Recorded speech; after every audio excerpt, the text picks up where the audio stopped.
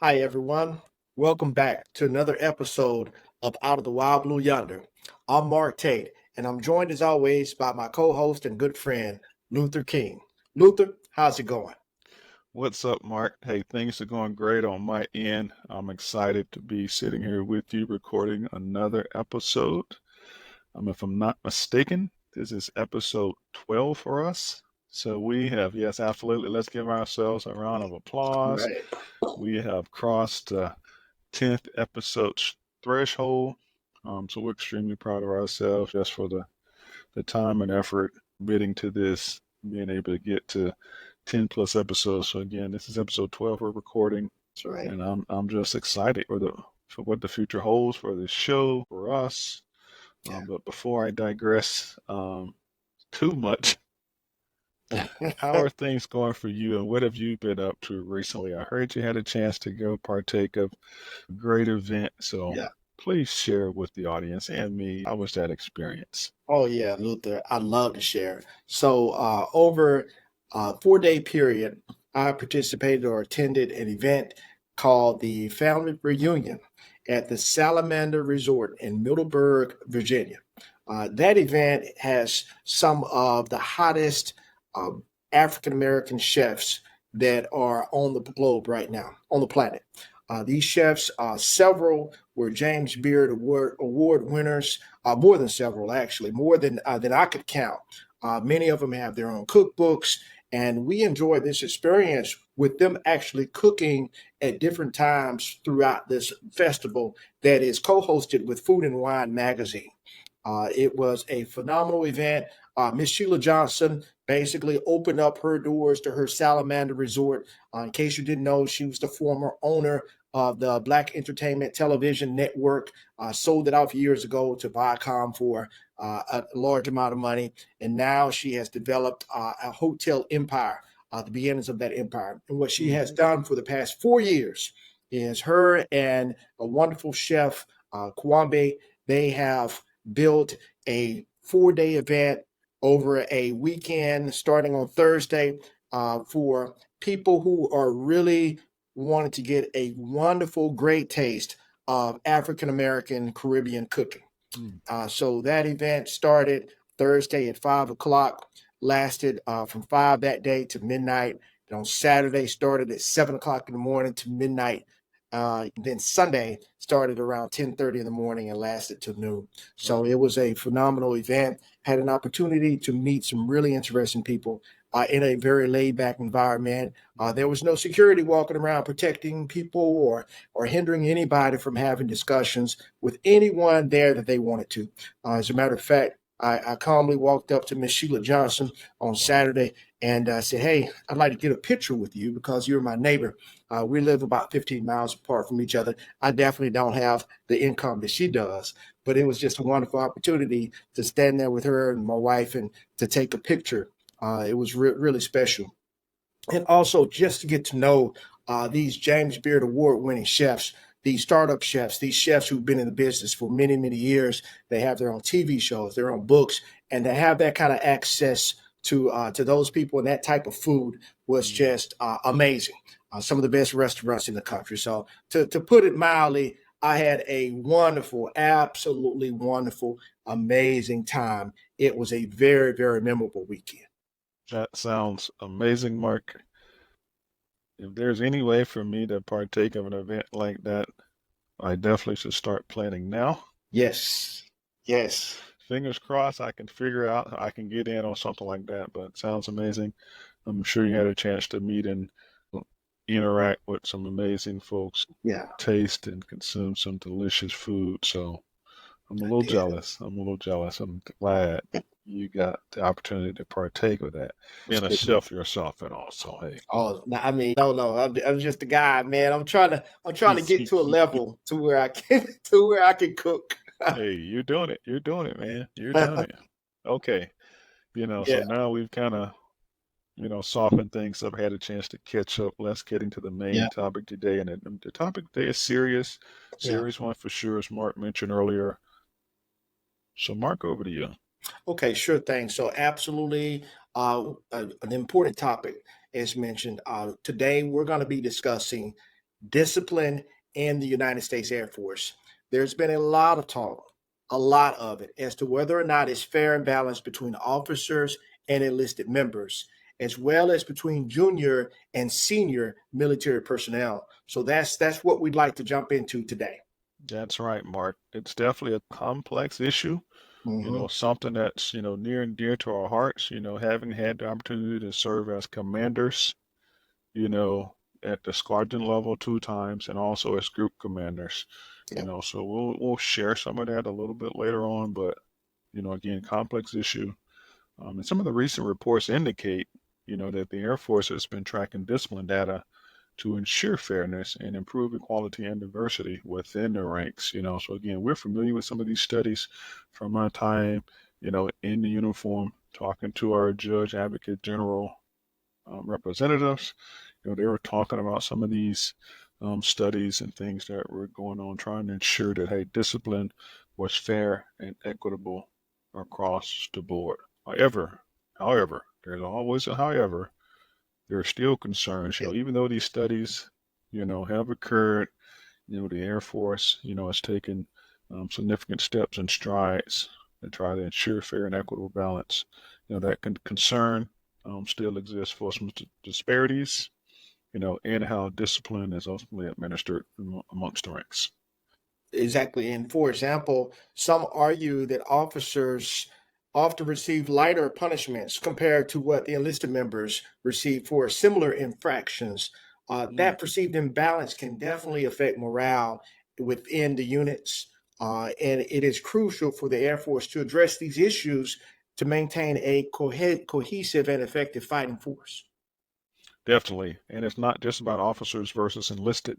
There's also a difference in how junior and senior members are treated. Yeah. So senior members might have more leeway due to their experience and rank. I know that is a definite concern. It's definitely something, as leaders we had to take into account, as we were dishing out discipline. There were definitely folks advocating for, say, a service member that had already served 17 years or 18 years, and now they're encountering this disciplinary type situation, and they were kind of right on the line of being safe and grandfathered. Yeah. So those were all the things that were kind of put in front of us. We ultimately had to be the potential judge, and find a decider on what type of discipline was dished out. So, I know there's evidence, of some potential disparity between junior and senior members, and how they're treated. Yeah, and to your point, it is a very, very delicate balance, and the Air Force needs to ensure that discipline is fair and balanced and consistent across all levels to maintain that integrity and trust within the force. Right? Yes, absolutely. And this isn't just an Air Force issue. The other branches of the military face similar challenges. For example, the Army, has recently been scrutinized for its handling of misconduct, and the structure used, and their structure used for military discipline and to maintain discipline. The Navy also has faced criticism, particularly within that special operations community. Yeah, and that's right, Luther. I think each branch has its own approach to discipline, and they all have to share the goal of maintaining good order and discipline within the ranks.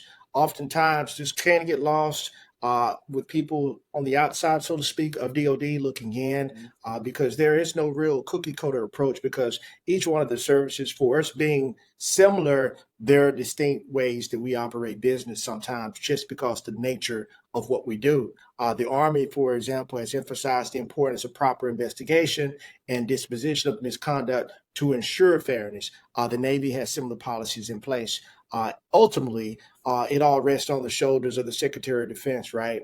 Who has to make sure that everything as he or she looks across the Yes. department is consistent for officers and enlisted, and also our DoD civilians as well. Nope, great points. Ultimately, the Department of Defense, you know, has also conducted studies to understand the impact of disciplinary action on service members. So again, these studies highlighted the increased risk of stress-related conditions, among personnel undergoing disciplinary procedures, and again, we both can attest to that. From our time as military leaders and organizations, not only are you dealing with the stress of having to dish out that discipline, you want to make sure you're making the right decisions. But at the same time, that family, that service member, and Yeah. more importantly, their family members are experiencing stress-related conditions because of that disciplinary situation too. So again, there are just so many factors you have to take into account.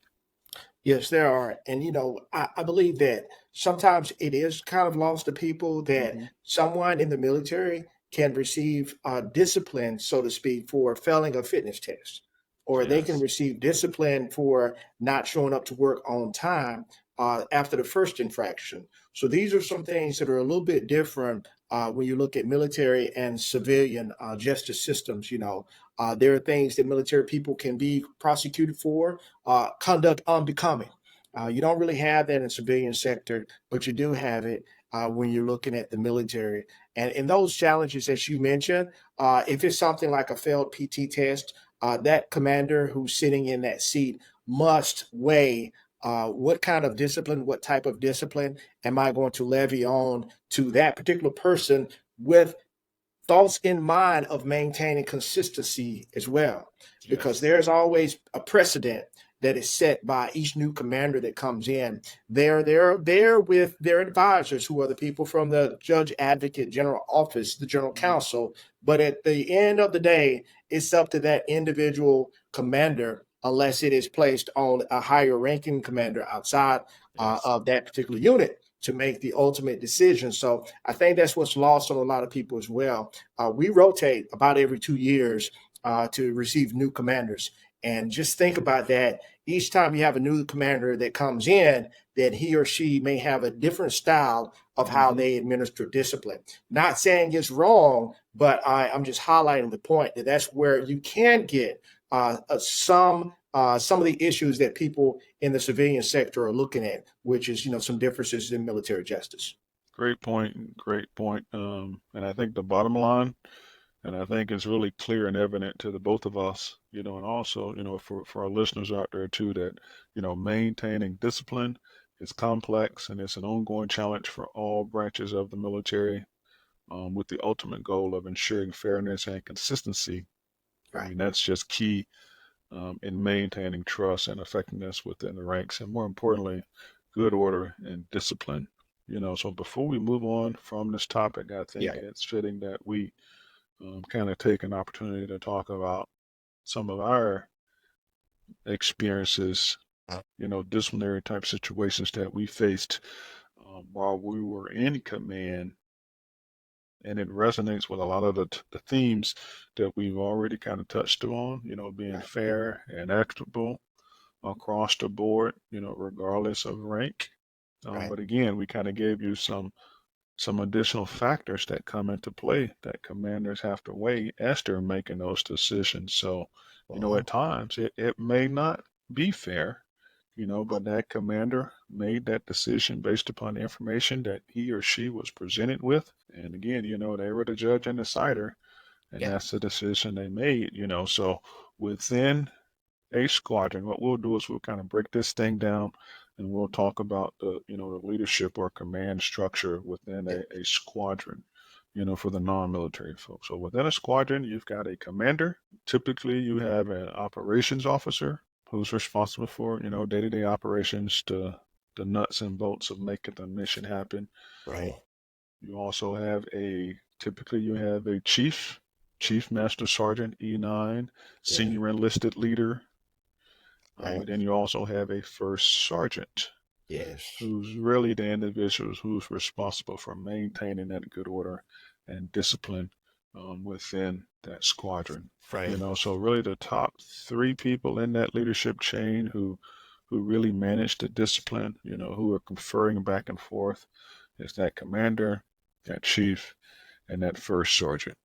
Any good commander would definitely pull their operations officer in, Yeah. because ultimately that operations officer goal is to become a commander one day. So you can't just let them focus on operations. You should be pulling them into those conversations That's right. with regards to, discipline and how you're making decisions, because ultimately you're trying to shape them into, the next squadron commander. You want them to be successful. You want them to be able to follow in your footsteps. So you got to kind of pull them on, give them a seat in the room, as you're going through these processes. Right. So that's what the structure is like within that unit. And then, as we mentioned earlier, we also have, a legal team. So you have a judge, advocate, general, JAG officer, legal corps that's responsible for advising the commander in the organization who's responsible for administering the discipline. And then you also have representatives who represent the individual, a Yes. military lawyer who represents the individual who's facing that disciplinary type situation. So they have an opportunity to confer with their legal team. And Yep. as commanders, we have an opportunity to confer with our legal team. We're getting advised, throughout the process.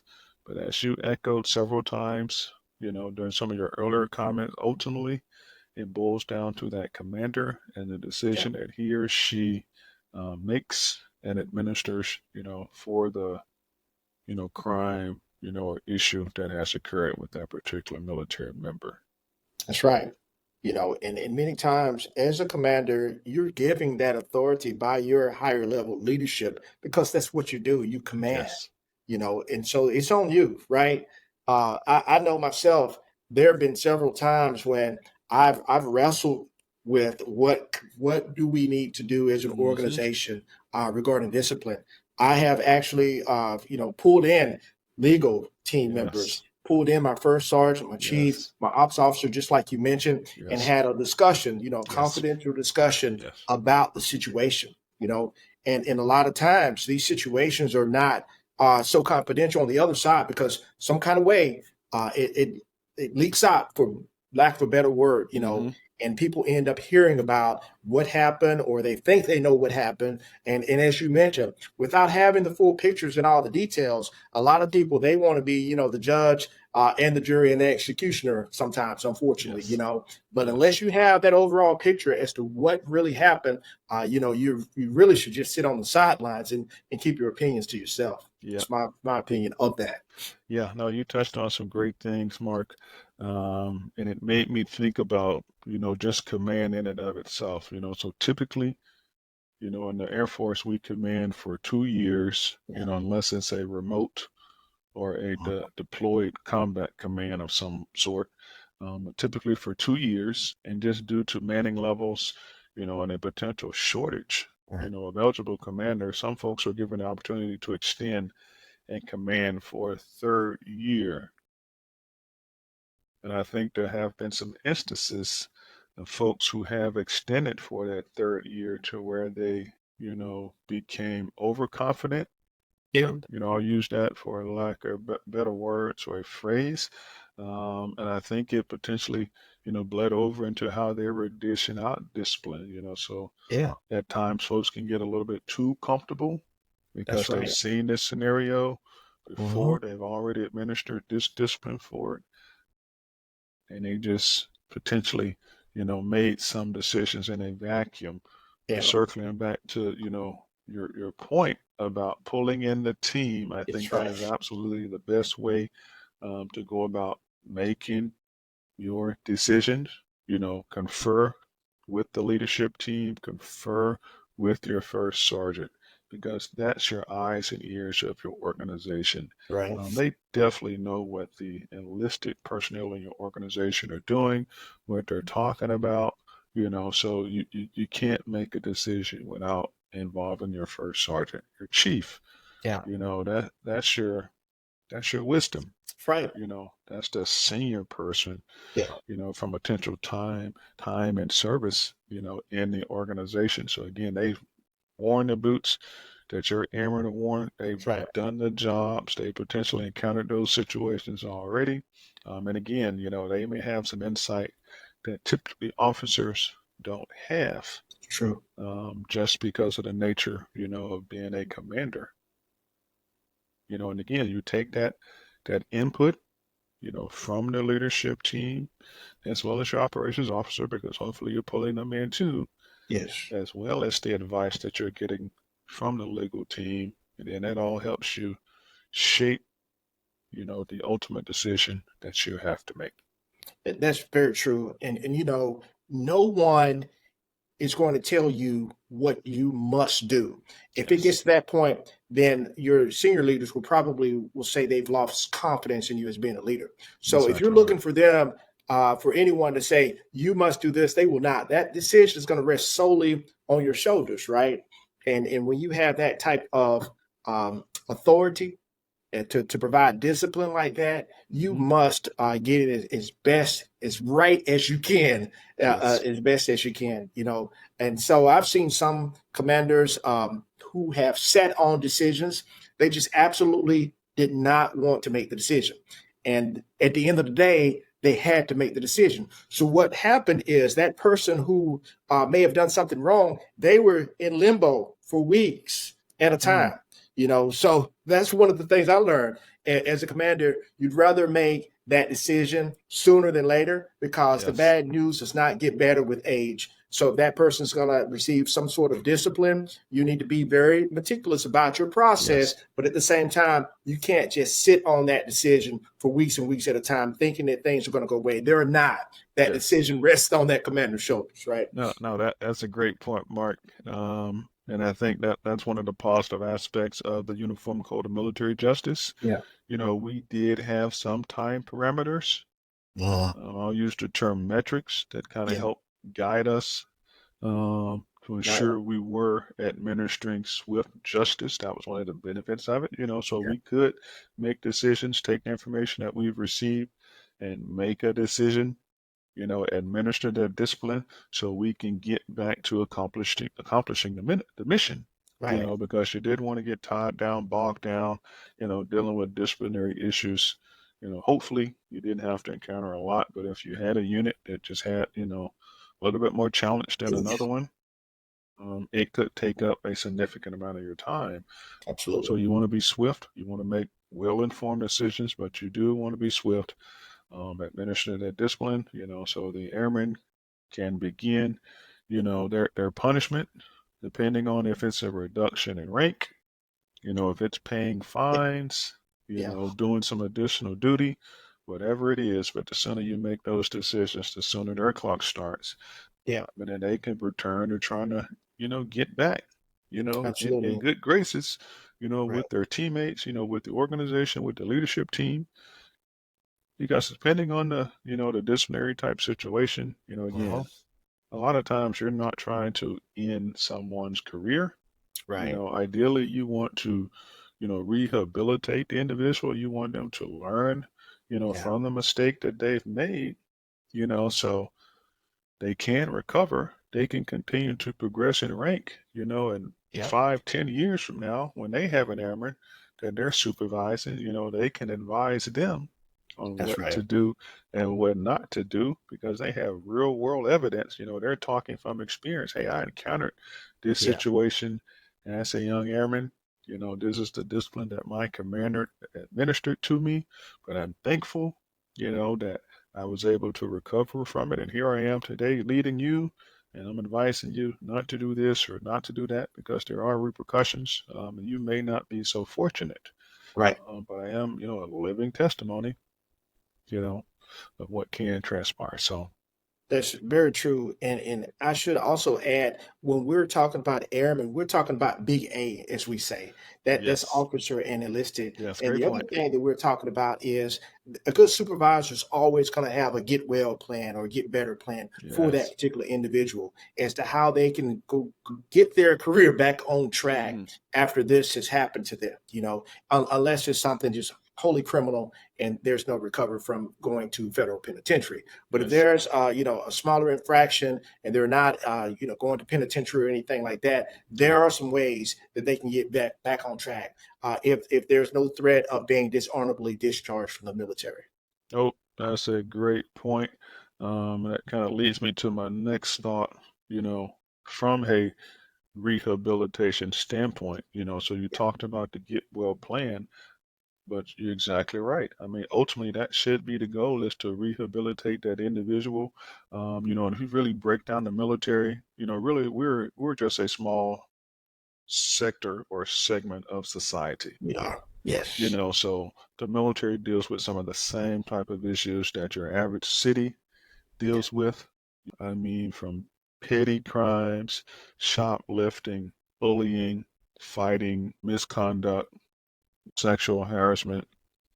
I mean, the whole gamut.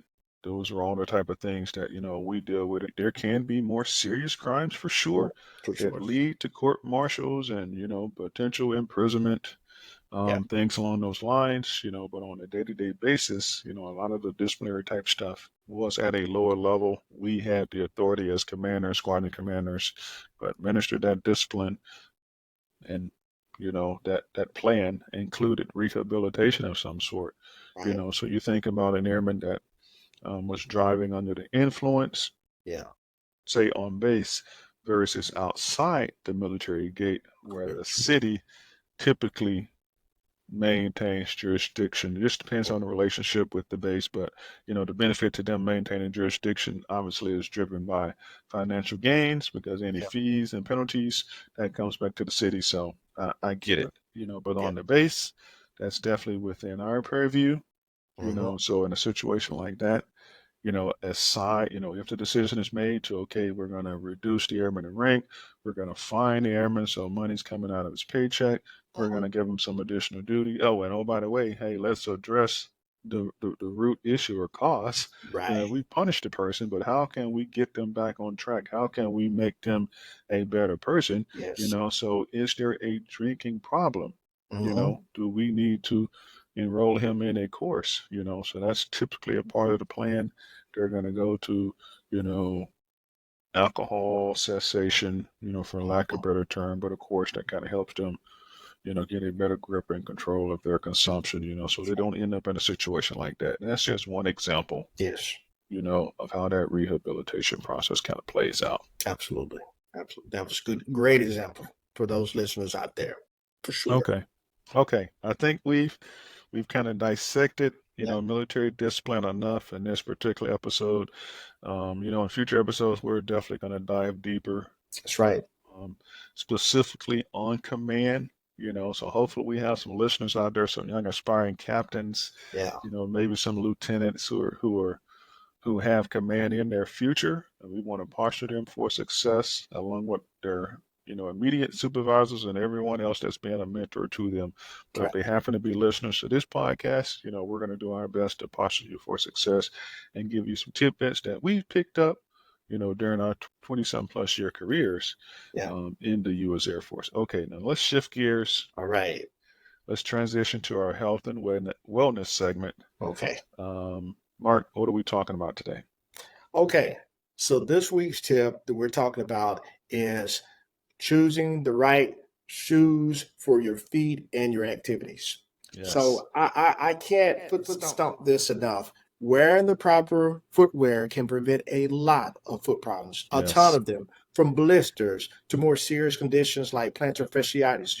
Absolutely. These are things that normally affect military people, and they affect the general population, everybody else too. Yeah. I have a story. My sister, she's a nurse. She's been a nurse for decades. And at times when she was younger, she didn't wear the right shoes. And so now in her 50s, she's suffering from a lot of issues with her feet. She just had foot surgery, 6 weeks. They put pins in one of her toes. Mm. And so she is suffering. This is her second foot surgery, as a matter of fact. And in a year and a half, she's had 2 foot surgeries because of the fact that when she was younger, she didn't take care of her feet as well as she could have.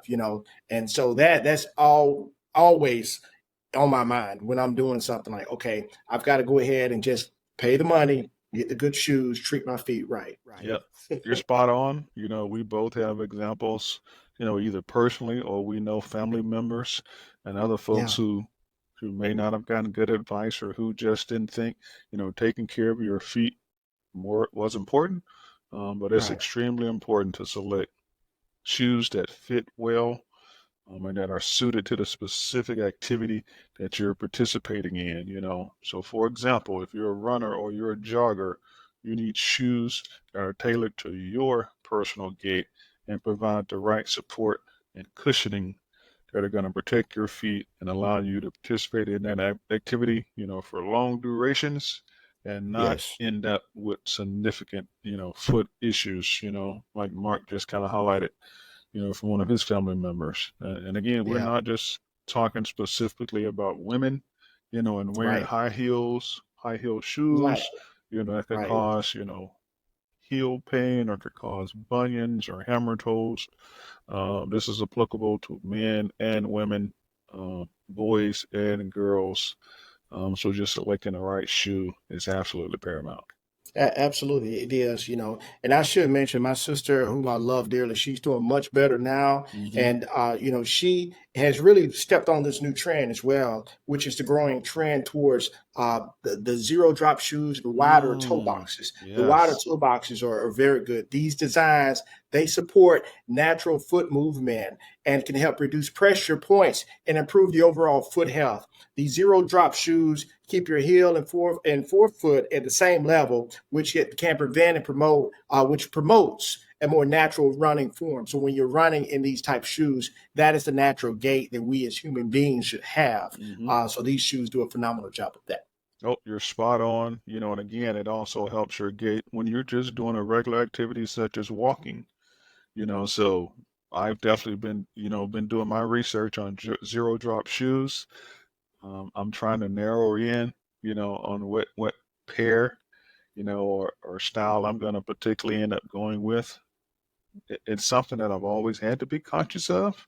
But over the years, wearing combat boots, in the Mhm. military, my feet problems just got worse and worse over time. So I was always battling with it, always trying to find, the right pair of running shoes that provided that support, and stability to allow me to do the activities that the military require me to do, whether it be running, or jogging, participating in physical fitness activities, or just doing your job, wearing your combat boots, steel toe boots, on a daily basis, So I was able to put inserts and things in over the years, but I had to go to the doctor, on a recurring basis just to get certain things worked on, checked out, you know, foot massages, just having to take all these extra steps to be able to continue to serve, but as I got into my later years, I mean, like really near the end, I mean, it got to the point to where it was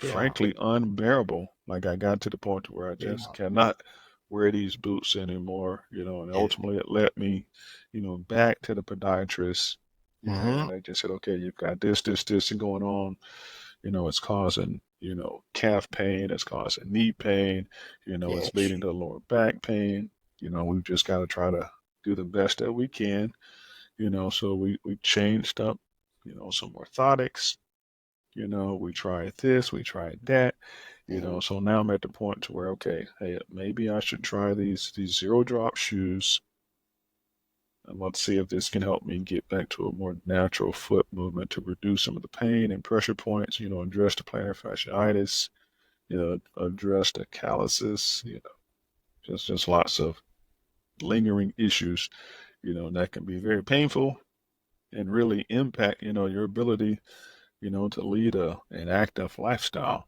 That's right. That is spot on, Luther. As mentioned, taking care of your feet is critical to your overall health and well-being. Invest in that money to get that footwear that you need, and pay attention to how your feet feel. Not just look. We're not talking about Yes. just Yeah. just a pedicure. We're Yeah. talking about the feeling. How do your feet really feel, and what are you doing to take care of your feet? Right? Yeah. Yeah. Yeah. That's great advice, Mark. And with that, hey, let's go ahead and wrap up today's episode. I've Okay. thoroughly enjoyed having this conversation with you, Yeah. about both of these topics, really all three. We had a chance to, hear your highlights from the Um, family reunion at Salamander. We talked yeah. about military discipline, some of our experiences, personal experiences, and approaches to discipline. Then we kind of close with our health and wellness tip. So again, thank you so much for the support. We hope you found this discussion insightful and Yes. informative. please don't hesitate to subscribe to the podcast. We highly encourage you to subscribe to the podcast. If you haven't already, again, you can find us on all platforms that podcasts are available, such as Apple, Spotify, Amazon, and iHeartRadio. If you have any comments, suggestions, feedback, or hey, you want to be a guest on this show, send us an email at comments@outofthewildblueyonder.com. Lastly, from a social media standpoint, we are on X or Twitter at OOTW Blue Yonder. Follow us so you can stay up to breast as to what we're doing. That's right. Please do, everyone. Until next time, stay safe and keep pushing forward.